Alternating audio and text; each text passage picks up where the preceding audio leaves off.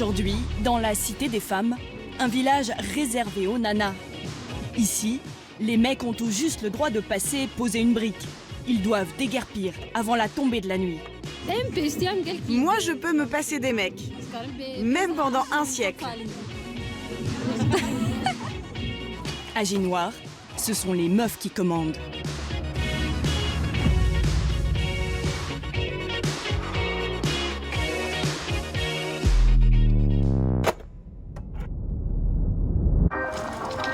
Il n'existe ni route, ni aéroport. Le nord de la Syrie est une région coupée du monde. Pour s'y rendre, une seule solution.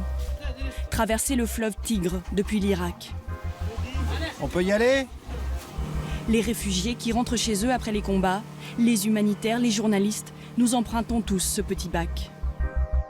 Bienvenue dans le Rojava, le Kurdistan syrien, devenu depuis la chute de Daesh le laboratoire politique de l'utopie kurde. J'ai déjà effectué ce trajet. Il y a 6 mois, le groupe État islamique tenait encore le cœur de Raqqa, sa capitale autoproclamée. Pendant 3 ans, les djihadistes y ont exercé une violence inimaginable envers les femmes. Marché aux esclaves, exploitation sexuelle. Pour combattre cette barbarie, des milliers de femmes ont pris les armes. Chacune de mes balles vise à libérer mes sœurs qui sont entre les mains des islamistes. Moi, je fais la guerre pour elles. Je me bats contre l'esclavagisme des femmes. Mais maintenant que les combats sont terminés, pas question de déposer les armes et rentrer à la maison. Un vent de liberté féministe souffle sur le Rojava. Désormais, le deuxième sexe est omniprésent. Dans les forces de l'ordre, les médias, au sein des partis politiques. Dans les bureaux, on ne voit que des femmes. Vous êtes les seules à travailler? C'est ça. Il n'y a plus d'hommes. On gère tout par nous-mêmes. Dans cette région à majorité musulmane, le voile n'est plus obligatoire. Et les jeunes filles n'hésitent pas à se vêtir à l'occidental. Une révolution des mœurs, unique au Moyen-Orient. Dans ce nouveau modèle de société, le projet le plus extrême consiste en un village 100% féminin. Au bout d'une route récemment bitumée, le site de Ginoir, littéralement le lieu des femmes. Voici l'équipe en charge du chantier, lancé l'été dernier. Qui veut du thé? Aucune n'a de formation dans le bâtiment. Elles suivent les instructions des plus âgés qui ont grandi au village, comme Romat. Camarades, on a commencé à construire le four à pain. Il faut vérifier où ça en est. Dijla, elle, est originaire de la ville voisine, où elle milite dans une association féministe de gauche à l'origine de ce projet. Pour les enfants, on a prévu une école qui ressemblera à ça. Et là, vous pouvez voir une vue d'ensemble du village avec le jardin. À terme, le village de Ginoir, en forme de triangle, est censé compter 30 maisons et devenir autosuffisant grâce à l'agriculture et à l'élevage. Ginoir a été imaginé pour les femmes seules et éventuellement leurs enfants. Les femmes qui ont subi des abus ou celles qui n'ont plus personne pour les aider. Allez, au boulot. Mais pour l'instant, on est loin du village de contes de fées. Le site ressemble à un chantier boueux, avec 2 rangées de maisons en torchis, dont Dijla est très fière. Ici, ce sera la cuisine. On a fait les murs et les plafonds nous-mêmes. Et on a taillé tous les encadrements de portes et de fenêtres dans du bois. Sur le sol, on mettra du carrelage. Certes, il y a encore pas mal de boulot, mais le jour où il sera terminé, le village des femmes aura brisé un tabou. Car traditionnellement, dans le Rojava, pas question d'habiter seule. Les femmes kurdes vivent au sein de leur belle famille ou chez leurs parents, sans quoi leur honneur est souillé. Il y en a encore? La jeune Dijla a ainsi dû retourner vivre chez sa mère après son divorce. Elle, qui avait été mariée contre son gré à 14 ans. Je voulais continuer l'école, mais ça n'a pas pu se faire. Ma famille a voulu me marier. Je n'avais pas mon mot à dire, c'est comme ça. Mais c'est fini. Maintenant, pour la première fois, je prends une décision par moi-même. Et je suis heureuse de travailler à Ginoir. L'équipe est nourrie et logée, mais elle ne gagne rien. Sur le chantier, règne le système D et la récup de vieux matériel. 1, 2, 3. Les autorités kurdes, qui soutiennent ce projet, envoient aussi régulièrement de la main-d'œuvre. Des volontaires, plus ou moins compétentes. Aujourd'hui, des profs de primaire, qui, on l'espère, sont plus à l'aise avec une craie qu'avec une pelle. L'autre équipe a fini avec la brouette, donc vous pouvez l'utiliser. Quand vous en avez marre, passez-moi la pelle.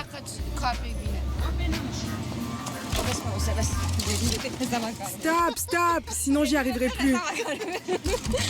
Pour ces jeunes Kurdes, qui ont grandi dans une société patriarcale, des projets radicaux comme celui-ci sont la meilleure manière de faire changer les mentalités. Les hommes disent toujours que nos corps sont faits différemment, qu'on ne peut pas faire tel métier ou telle activité. Les femmes peuvent tout faire. Le jour où les hommes l'auront intégré, il y aura l'égalité entre nous et nous pourrons vivre libres et heureuses. Moi, je peux me passer des mecs, même pendant un siècle. Une fois par semaine, la chef du campement, Romat, donne des cours de féminisme à l'université. À tout à l'heure.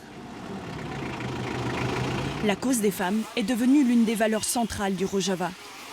Grâce à leur victoire contre Daesh, les forces kurdes contrôlent plus d'un tiers du territoire syrien. Ils y imposent, par les armes, les idées d'Abdullah Öcalan, le plus célèbre leader kurde, emprisonné par la Turquie pour terrorisme. Anticapitalisme, écologie et féminisme, des idéaux qui justifient tous les sacrifices, selon Romat, la leader du village. Regardez les portraits de 2 combattantes du quartier. Elles sont tombées au front. Chaque ville ou village expose les photos de ces martyrs. Pour nous, le combat continue. Sur leur trajet, Romat et son chauffeur franchissent une dizaine de barrages. Certains tenus par des femmes. Cela peut vous sembler banal. C'est pourtant l'une des seules sociétés du Moyen-Orient à l'accepter. Bonjour, vos papiers s'il vous plaît.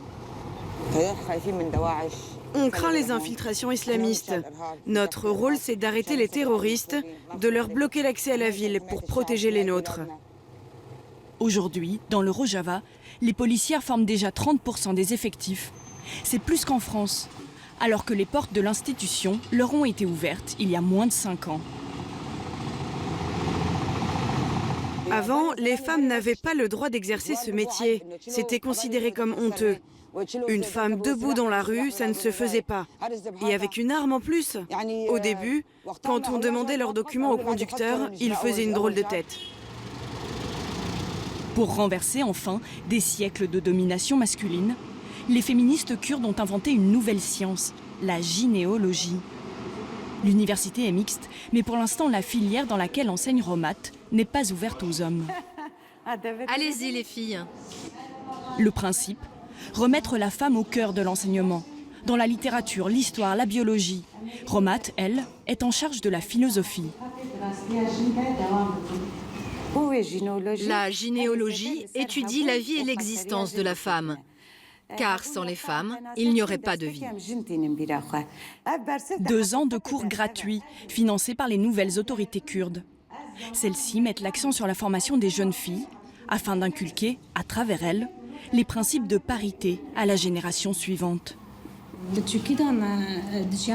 Toute mon enfance, je me posais plein de questions auxquelles je ne trouvais aucune réponse. Par exemple, pourquoi les parents traitent les filles et les garçons aussi différemment ? Puis en grandissant, mes questionnements sont devenus encore plus vifs. Pourquoi les garçons peuvent faire ce qu'ils veulent alors que les filles doivent rentrer dans le moule et suivre des règles ? Depuis que les femmes ont fait leur révolution, de plus en plus d'hommes admettent que cette émancipation féminine est une bonne chose. Un discours aux antipodes du projet fondamentaliste de Daesh, dont les combattants étaient parvenus jusqu'à une 50aine de kilomètres de cette salle de classe.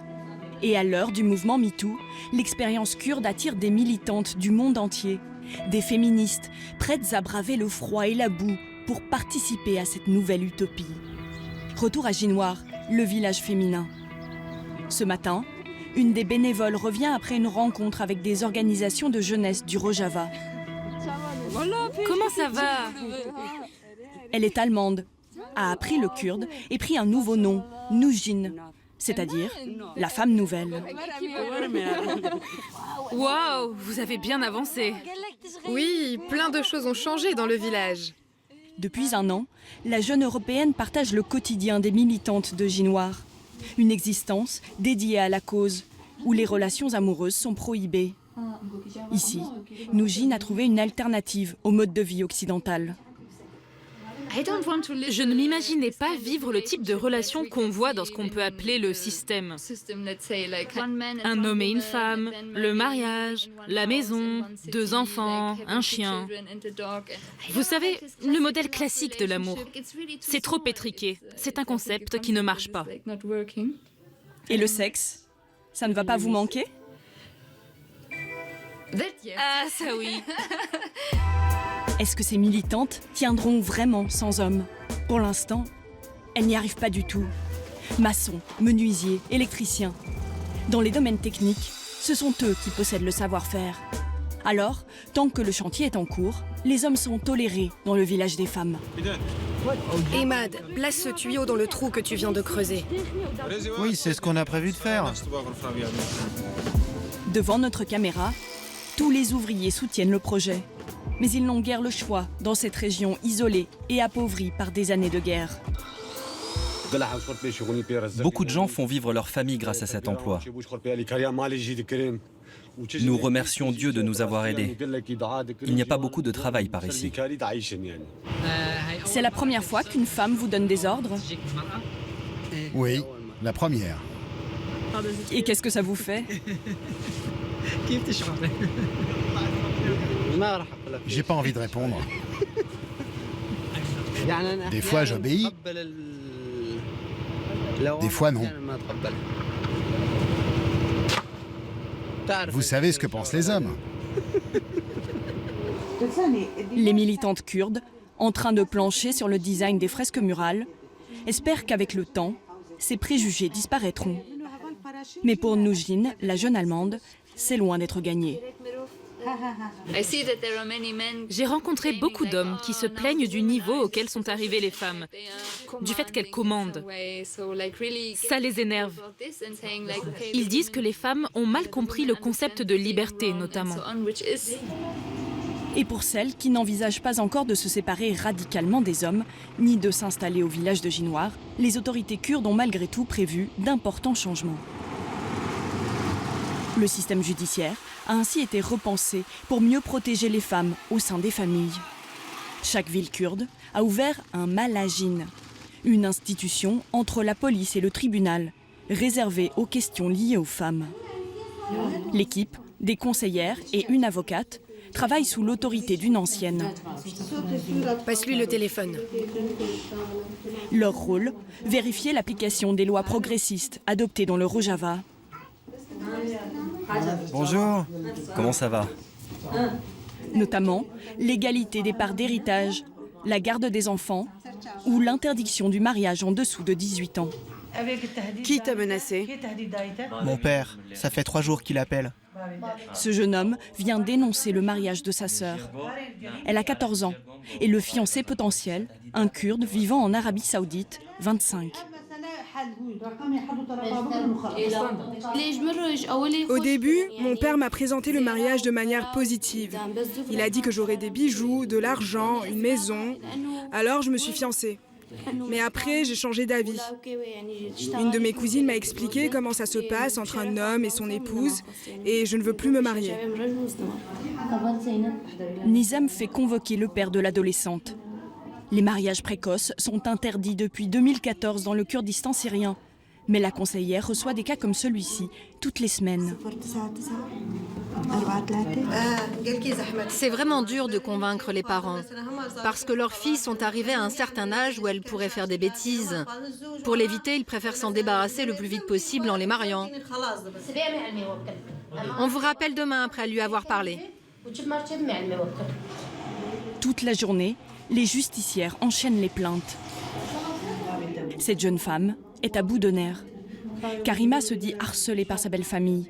Elle s'est enfuie de chez elle et demande le divorce et la garde de ses enfants. Camarade Karima, vous avez menacé de vous jeter du 4e étage. Oui, c'est ce que j'ai dit à mon mari. Il m'a demandé de ne pas mettre ma vie en danger. Mais je lui ai dit que s'il ne changeait pas, j'allais m'enfuir ou me tuer. Je ne dors plus. Je n'arrive pas à boire ou à manger. Le Malagine fonctionne comme une cour de conciliation. Les employés ont fait venir la belle-mère, le mari et le père pour les confronter à Karima. Pourquoi tu trembles? C'est le stress, mes jambes. Je ne contrôle pas. Mais personne, ni ta mère ni moi, ne t'avons frappé. Papa, tu ne m'as pas frappé.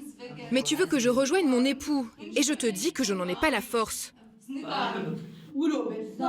L'objectif des conseillères, trouver une solution acceptée par tous. Sinon, l'affaire devra être renvoyée devant les tribunaux classiques. Malgré l'émotion de Karima, la crise semble pouvoir se régler avec une séance de thérapie de couple. Je lui ai demandé 1000 fois si elle m'aimait. Elle ne répond jamais. Mais dis-lui que tu l'aimes, dis-lui. Une fois seul, l'époux va céder et accepter de déménager afin que Karima ne vive plus sous le même toit que sa belle-mère. S'il te fait du tort, je te promets qu'on interviendra. Malgré un bond en avant extrêmement rapide, ses progrès restent fragiles. Au Rojava, tout le monde n'accepte pas les droits nouvellement acquis par les femmes. Et cela débouche parfois sur des drames. Le dernier cas remonte à décembre. Une jeune femme a porté plainte contre son beau-frère et son beau-père pour harcèlement sexuel. Ils l'ont assassinée. Ce crime a choqué la population et pour la première fois, une manifestation relayée par les médias a dénoncé les violences faites aux femmes. La victime, Mariam, venait de Hasakeh, une ville à la population mixte, kurde et arabe. La jeune femme a été tuée dans cette banlieue pauvre, encore très rurale. Elle habitait là-bas. Ici, tous la connaissaient. Son assassinat reste une question sensible. Je vous jure qu'on n'a pas d'informations sur ce qui s'est passé. Rien de rien. Les langues se délient beaucoup plus vite dès qu'il s'agit de critiquer le nouveau statut de la femme. Il faut dire que même dans ce quartier à majorité arabe, le féminisme d'État, imposé par les Kurdes, a des effets bien visibles. De nos jours, les femmes portent des vêtements beaucoup trop serrés. On peut compter leurs côtes tellement c'est moulant. C'est même pas vraiment des vêtements. La société d'aujourd'hui est comme ça, on n'a pas notre mot à dire. Je n'ai même plus le droit de faire des remarques à ma femme ou à ma fille sur leur manière de s'habiller. En fait, quel que soit leur âge, les hommes interrogés dans le quartier trouvent des excuses aux assassins. Est-ce que vous pensez que certaines conditions justifient le meurtre d'une femme? Oui, si elle s'est déshonorée. Là, ça se justifie. Sinon, le meurtre, c'est mal. À la résistance des conservateurs au sein de la société, s'ajoute une menace venue de l'extérieur. Après Daesh, les Kurdes de Syrie affrontent un ennemi bien plus dangereux. La Turquie, 8e plus grande armée de la planète, qui vient d'envahir la poche d'Afrin, un territoire kurde à 500 km de là. Cet après-midi, on enterre 4 soldats kurdes.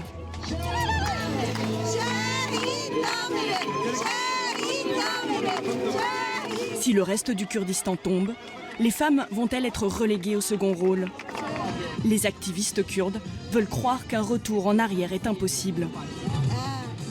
Moi, je pense qu'il suffit que chacune d'entre nous forme 1000 autres femmes et cette lutte pour nous et pour nos droits continuera, peu importe si le gouvernement change. Les femmes ont brisé les 4 murs qui les enfermaient. Elles ont vu leur pouvoir et maintenant, elles refuseront de redevenir des esclaves. Afin d'éloigner les Kurdes de leurs frontières, l'armée turque aurait prévu d'établir une zone de sécurité de 30 km en territoire syrien. Jinwar, le village des femmes, se situe au beau milieu de cette zone. L'effort d'émancipation conquis de haute lutte pourra-t-il résister à ce nouveau conflit? Rien n'est moins sûr. La liberté des Kurdes, et surtout celle de leurs femmes, n'est pas vraiment la priorité du gouvernement turc.